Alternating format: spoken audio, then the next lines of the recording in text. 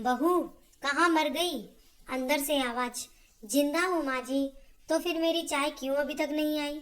कब से पूजा करके बैठी हूँ, ला रही हूँ माँ जी। बहू चाय के साथ भजिया भी ले आई। सास ने कहा, तेल का खिलाकर क्या मारोगी? बहू ने कहा, ठीक है माँ जी, ले जाती हूँ। सास ने कहा, रहने दे, अब बना दिया है तो खा लेती हूँ। सास ने भजिया उठाई और कहा, कितनी गंदी भजिया बनाई है तुमने। बहू, माँ जी मुझे कपड़े धोने हैं, मैं जाती हूँ। बहू दरवाजे के पास छिपकर खड़ी हो गई। सास भजिया पर टूट पड़ी और पूरी भजिया खत्म कर दी। बहू मुस्कुराई और काम पर लग गई। दोपहर के खाने का वक्त हुआ। सास ने फिर आवाज लगाई, कुछ खाने को मिलेगा? बहू ने आवाज नहीं दी। सास फिर चिल्लाई, भूखे मारोगी क्या? बहू आई, सामने खिचड़ी रख दी। सास गुस्से से, ये क्या है? मुझे इसे नहीं खाना है, इसे ले जाओ। बहू ने कहा, आपको डॉक्टर ने दिन में खिचड़ी खाने को कहा है, खाना तो पड़ेगा ही। सास मुंह बनाते हुए, हाँ तू मेरी माँ बन जा। बहू फिर मुस्कुराई और चली गई। आज इनके घर पूजा थी। बहू सुबह 4 बजे से उठ गई। पहले स्नान किया, फिर फूल लाई, माला बनाई, रसोई साफ की, पकवान और भोज बनाया। सुबह के 10 बज गए। अब सास भी उठ चुकी थी। बहू अब पंडित जी के साथ भगवान के वस्त्र तैयार कर रही थी। आज ऑफिस की छुट्टी थी, उनके पति घर पर थे। पूजा शुरू हुई। सास चिल्लाती, बहू ये नहीं है, वो नहीं है। बहू दौड़ी दौड़ी आती और सब करती। अब दोपहर के 3 बज गए थे। आरती की तैयारी चल रही थी। पंडित जी ने सबको आरती के लिए बुलाया और सबके हाथों में थाली दी। जैसे ही बहू ने थाली पकड़ी, थाली हाथों से गिर पड़ी। शायद भोज बनाते हुए बहू के हाथों में तेल लगा था, जिसे वो पोंछना भूल गई थी। सारे लोग तरह तरह की बातें करने लगे। कैसी बहू है, कुछ नहीं आता, एक काम भी ठीक से नहीं कर सकती, ना जाने कैसी बहू उठा लाए। एक आरती की थाली भी संभाल नहीं सकी। उसके पति भी गुस्सा हो गए, पर सास चुप रही, कुछ नहीं कहा। बस यही बोल के छोड़ दिया, सीख रही है, सब सीख जाएगी धीरे धीरे। अब सबको खाना परोसा जाने लगा। बहू दौड़ दौड़ के खाना देती, फिर पानी लाती। करीब 70-80 लोग हो गए थे। इधर 2 नौकर और बहू अकेली, फिर भी वहाँ सारा काम बहुत ही अच्छे तरीके से करती। अब उसकी सास और कुछ आस पड़ोस के लोग खाने पर बैठे। बहू ने खाना परोसना शुरू किया। सबको खाना दे दिया गया। जैसे ही पहला निवाला सास ने खाया, तुमने नमक ठीक नहीं डाला क्या? एक काम ठीक से नहीं करती, पता नहीं मेरे बाद कैसे ये घर संभालेगी। आस पड़ोस वालों को तो जानते ही हो ना साहब, वो बस बहाना ढूंढते हैं नुस्ख निकालने का। फिर वो सब शुरू हो गए, ऐसा खाना है, ऐसी बहू है, ये वो वगैरह वगैरह। दिन का खाना हो चुका था। अब बहू बर्तन साफ करने नौकरों के साथ लग गई। रात में जगराता का कार्यक्रम रखा गया था। बहू ने भी 1-2 गीत गाने के लिए स्टेज पर चढ़ी। सास जोर से चिल्लाई, मेरी नाक मत कटा देना, गाना नहीं आता तो मत गा, वापस आ जा। बहू मुस्कुराई और गाने लगी।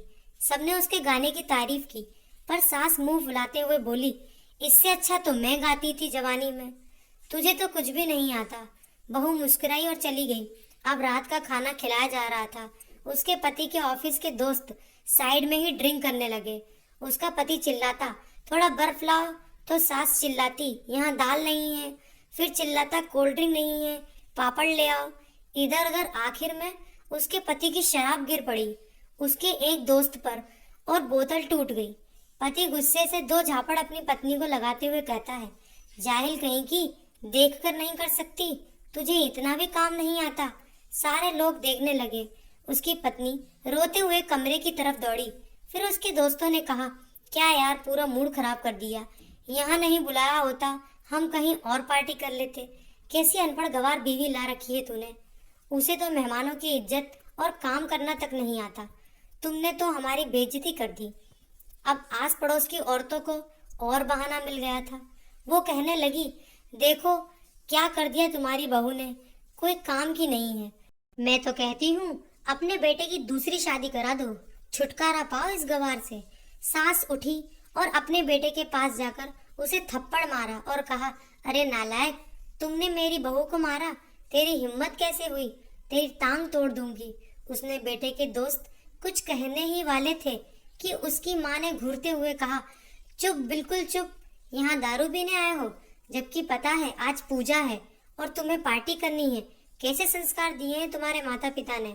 और किसने मेरी बहू को जाहिल बोला, जरा इधर आओ, चप्पल से मारूंगी।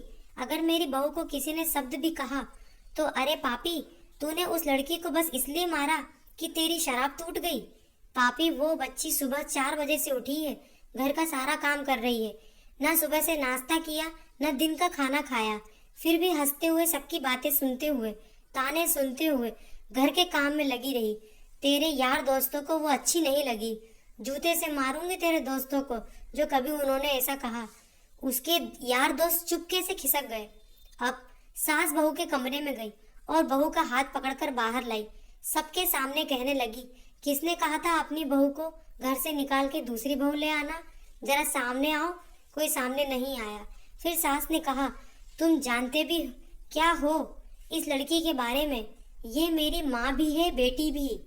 माँ इसलिए मुझे गलत काम करने पर डांटती है और बेटी इसलिए कभी कभी मेरे दिल की भावनाएं समझ जाती है, मेरी दिन रात सेवा करती है, मेरे 1000 ताने सुनती है पर एक शब्द भी गलत नहीं कहती, ना सामने ना पीठ पीछे।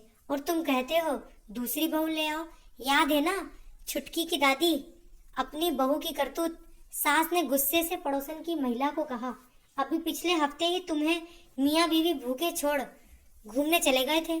मेरी इसी बहू ने 7 दिनों तक तुम्हारे घर पर खाना पानी, यहाँ तक कि तुम्हारे पैर दबाने जाती थी और तुम इसे जाहिल बोलती हो।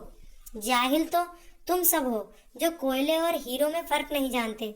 अगर आइंदा मेरी बहू के बारे में किसी ने एक लफ्ज भी बोला तो मुझसे बुरा कोई नहीं होगा, क्योंकि ये मेरी बहू नहीं, मेरी बेटी है। बहू सिसकियां लेते हुए फिर कमरे में चली गई।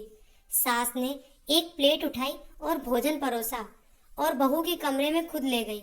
सास को भोजन लाता देख तो बहू ने कहा, अरे माँ जी, आप क्या कर रही हो, मैं खुद ले लेती।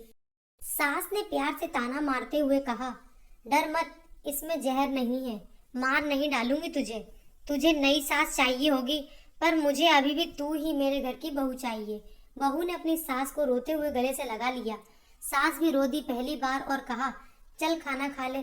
फिर मजाक करते हुए कहा, फिर मेरे पैर दबाने चले आना और ये ख्याल मन में मत लाना कि सास पैर बोलती है, किसी दिन मैं इसका गला दबा दूंगी, क्योंकि कभी मैं भी यही सोचती थी। दोनों खूब हंसने लगी। दोस्तों, कहानी आपको अच्छी लगी हो तो लाइक करें, शेयर करें और सब्सक्राइब करना ना भूलें। Thank you.